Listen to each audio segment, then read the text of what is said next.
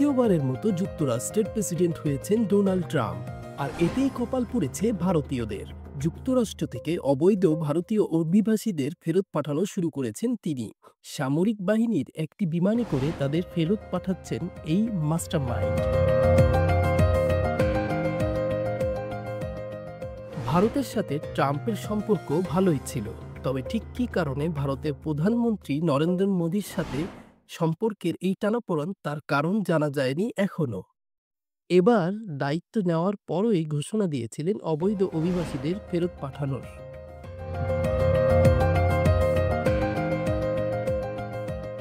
যার ফলে প্রায় 20,000 ভারতীয়কে ফেরত পাঠানোর সিদ্ধান্ত গৃহীত হয়। এরই অংশ হিসাবে ভারতীয় অভিবাসীদের কিছু অংশ সামরিক বাহিনীর C-17 বিমানে করে ভারতে ফেরত পাঠানো হয়। ট্রাম্প শুধু যে ভারতীয় অভিবাসীদের ফেরত পাঠাচ্ছেন তা কিন্তু নয়। ভারত ছাড়াও গুয়াতেমালা, পেরু, হন্ডুরাসের মতো দেশেও সামরিক বিমানে করে অবৈধ অভিবাসীদের ফেরত পাঠিয়েছিলেন ট্রাম্প প্রশাসন।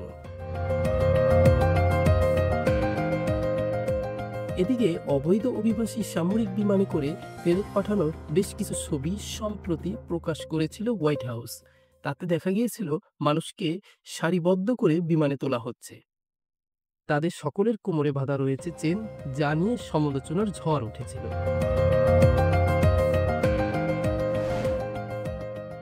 অবৈধ অভিবাসীদের ফেরত পাঠানোর ক্ষেত্রে ডোনাল্ড ট্রাম্প সামরিক বাহিনীর সহযোগিতা নিচ্ছেন। এদিকে ভারতীয় অভিবাসীদের এভাবে ফেরত পাঠানো নিয়ে সামাজিক যোগাযোগ মাধ্যমে বইছে সমালোচনার ঝড়। কেউ বা আবার বাহবাহও দিচ্ছেন আমেরিকার প্রেসিডেন্টকে।